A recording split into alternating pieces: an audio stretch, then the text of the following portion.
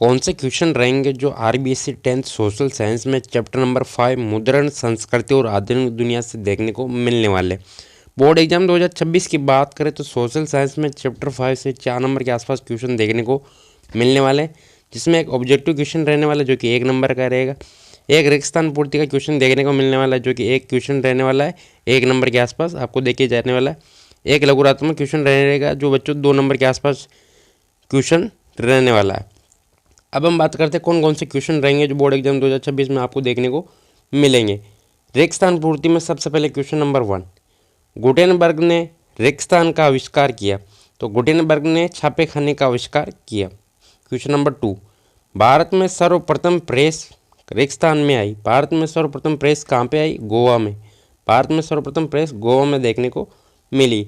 इन्हीं में से कुछ क्वेश्चन बोर्ड एग्जाम 2026 में सोशल साइंस के जो रिक्त स्थान क्वेश्चन आने वाले हैं उसमें आपको देखने को मिल सकते हैं। क्वेश्चन नंबर 3, 95 प्रसंग की रचना रिक्त स्थान द्वारा की गई।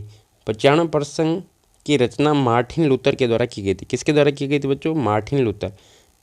इंपॉर्टेंट रहने वाले बच्चों, याद जरूर रखिए। नेक्स्ट क्वेश्चन, ऐतिहासिक आख्यान रिक्त स्थान कहलाता है। ऐतिहासिक आख्यान गाथा गीत कहलाता है। क्वेश्चन नंबर 5, रोमन चर्च ने धर्म विरोधी विचार दबाने हेतु की स्थापना की। तो रोमन चर्च ने धर्म विरोधी विचार दबाने हेतु इक्विजिशन की स्थापना की। नेक्स्ट, इस्लामिक कानून के विद्वान रिक्त स्थान कहलाते थे। इस्लामिक कानून के विद्वान क्या कहलाते थे? उलेमा। ठीक है बच्चों। नेक्स्ट, वस्तुनिष्ठ क्वेश्चन मिलने वाला है जिसमें आपको ऑब्जेक्टिव क्वेश्चन देखने को मिलेंगे। क्वेश्चन नंबर 1, आधुनिक छापे खाने का आविष्कार किसने किया? ऑप्शन ए मार्टिन लूथर ने किया, ऑप्शन बी गुटेनबर्ग ने किया, ऑप्शन सी कोलंबस ने किया, ऑप्शन डी दिद्रो ने किया। तो आधुनिक छापे खाने का आविष्कार किसने किया था? गुटेनबर्ग। रिक्त स्थान में भी आया था और ऑब्जेक्टिव में भी आपको पूछ सकते हैं। Question number 2, vernacular press act कब पारित हुआ? ऑप्शन ए 1872 में, ऑप्शन बी 1874 में, ऑप्शन सी 1878 में, ऑप्शन डी 1890 में। वर्नाकुलर प्रेस एक्ट कब आया था? 1878 में।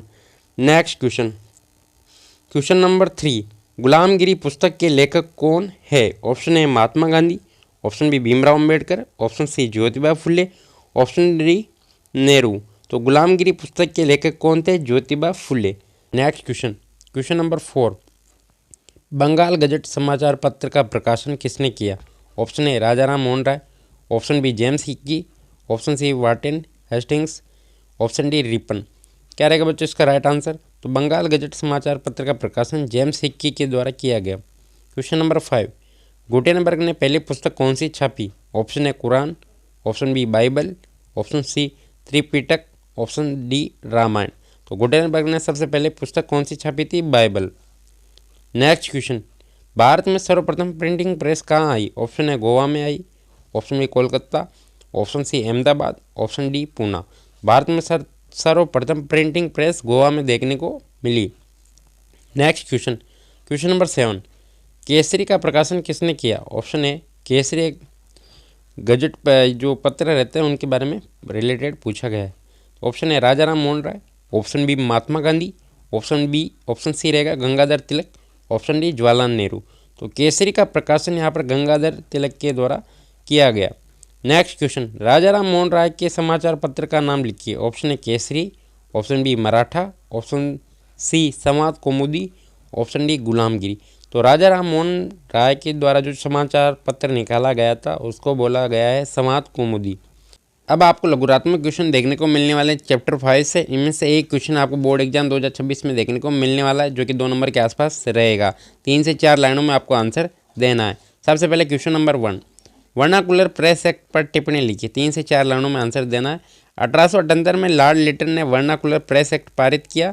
इसके अनुसार भारतीय भाषा में छपने वाले समाचार पत्र पर सेंसर लगाने का अधिकार मिल गया, माने वो उस पर सेंसरशिप कर सकते हैं।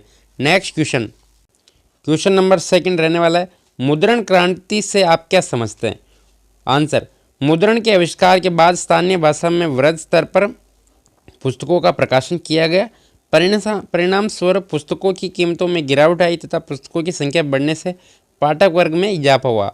ठीक है बच्चों, मुद्रण क्रांति आने से छपाई में बढ़ोतरी देखने को मिली, जिससे हुआ ये कि यहाँ पर इनकी पुस्तकों की दरों जो मेनली यहाँ पर संख्या थी वो बहुत बढ़ गई, जिससे उनकी मूल्य दर में गिरावट आई और लोगों को पढ़ने में आसानी हुई। नेक्स्ट क्वेश्चन, कितागाओ उत्तमारो पर टिप्पणी लिखिए। आंसर, ये एक प्रसिद्ध जापानी चित्रकार था। उसने उकियो नामक एक नवीन चित्रकला शैली का विकास किया। इसमें आम शहरी जीवन का चित्रण किया गया। नेक्स्ट क्वेश्चन नंबर 4, छापेखानी की तकनीक में क्या क्या सुधार किए गए। आंसर, 18वीं सदी में छापेखानी का निर्माण धातुओं से होने लगा।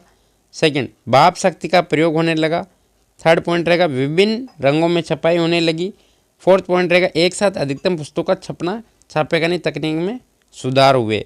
नेक्स्ट क्वेश्चन नंबर 5, छापेखानी का धार्मिक सुधार पर प्रभाव पड़ा कैसे, वो बताना है। 19वीं सदी में सामाजिक सुधारक व धर्म सुधारक के बीच सामाजिक कुरीति व धार्मिक पूजा संबंधी विचारों को लेकर काफ़ी वाद विवाद था। छापेखानी के आविष्कार से स्थानीय भाषाओं में पुस्तकों का प्रकाशन संभव हुआ। परिणाम स्वरूप लोगों में तार्किक चिंतन का विकास हुआ। जो भी सामाजिक कुरीतियाँ थी वो उनके बारे में रिटर्न करते थे, लिखते थे, जिससे लोगों में जानकारी मिलती थी। अब हम बात करेंगे चैप्टर नंबर 6, संसाधन और विकास से। टोटल आपको बोर्ड एग्जाम 2026 में 3 नंबर के आसपास क्वेश्चन देखने को मिलेंगे, जिसमें आपको एक ऑब्जेक्टिव क्वेश्चन देखने को मिलेगा जो कि 1 नंबर के आसपास रहेगा, और एक लघुरात्मक क्वेश्चन रहेगा जो कि 2 नंबर के आसपास रहने वाला है। साथ के साथ हम चैप्टर नंबर 6 को भी कवर करने वाले हैं। सबसे पहले क्वेश्चन नंबर 1, अवनलिका द्वारा सर्वाधिक मृदा अपरदन किस क्षेत्र में होता है। आंसर रहेगा चंबल बेसिन में। नेक्स्ट क्वेश्चन, काजू की फसल के लिए सर्वाधिक उपयुक्त मृदा कौन सी होती है। लाल लेटराइट मिट्टी काजू के लिए सबसे सर्वाधिक उपयुक्त मृदा होती है।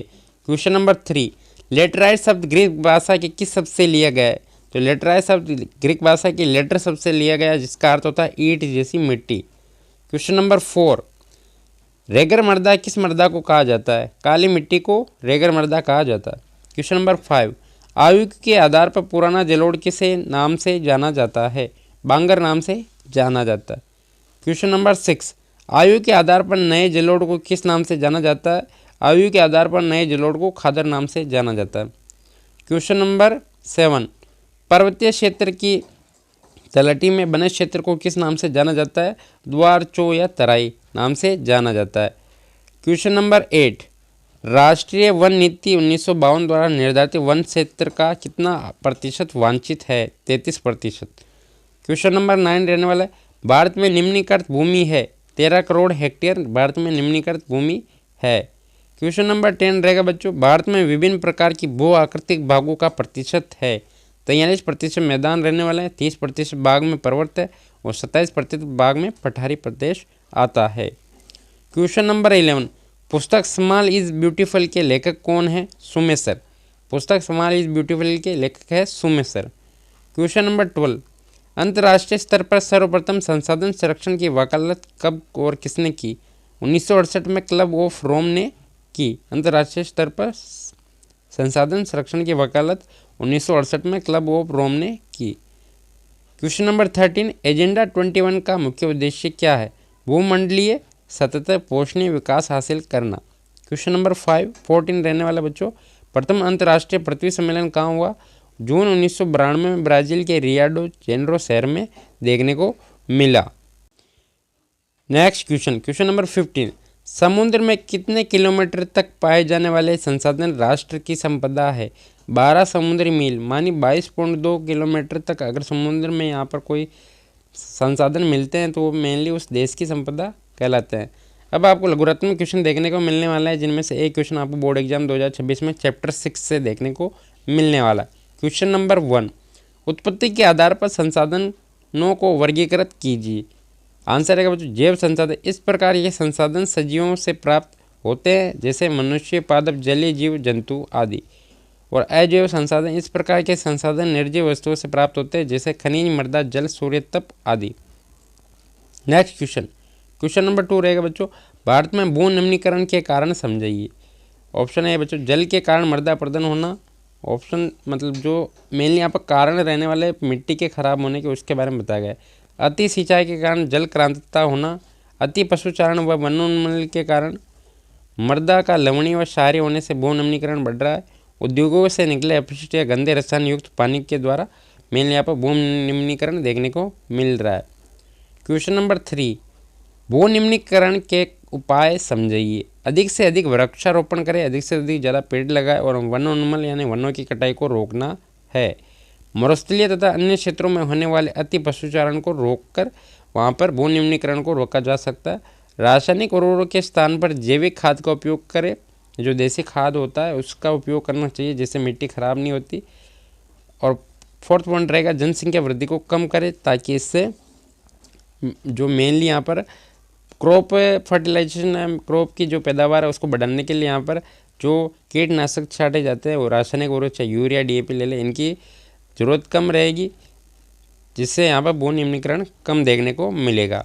क्वेश्चन नंबर 4, संसाधनों के अत्यधिक दोहन से होने वाली समस्याएं स्पष्ट करें। संसाधनों के असंतुलित उपयोग से समाज अमीर व गरीब में बढ़ गया।